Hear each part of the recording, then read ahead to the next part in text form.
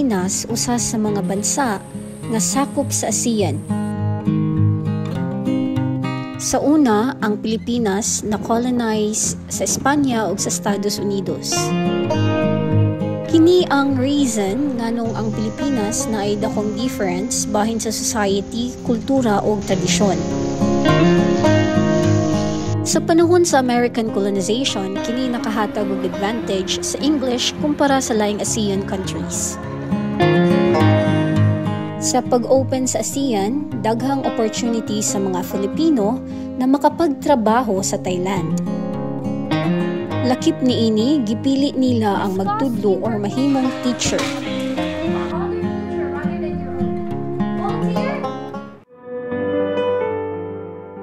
Siguro dahil miyembro ako ng ASEAN, ito ay nagbibigay sa akin ng oportunidad na makapagtrabaho.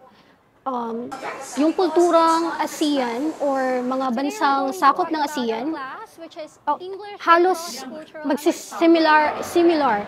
So, yung ASEAN, being part ng ASEAN, nagbibigay ng easy sa akin na makafit dito. May dalawa akong rason bakit gusto kong makapagtrabaho dito sa Thailand. Yung unang rason is that gusto kong maka-travel and at the same time to earn.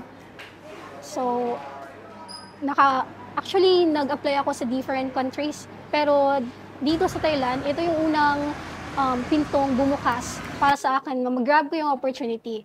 At yung pangalawa is that yung Thailand is known for different cultures, like rich in culture.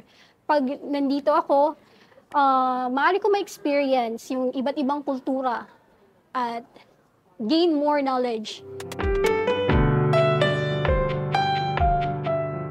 How do I learn Thai culture?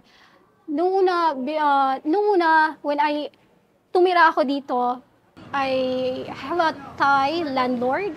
So, nakikipag-usap, and also bilang isang guro, nakakipag-exchange ako ng conversation to students and nakakapag-exchange ako ng kultura to the students. And aside from that,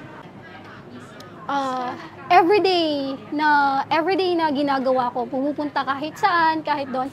So, pinagmamasdan ko yung mga kulturang ginagawa nila. And at the same time, ina-absorb ko din, tinututunan ko kung bakit.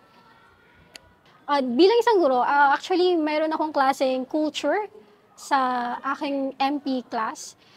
Sinishare ko yung kultura ko. For example, dito sa amin, iba ito.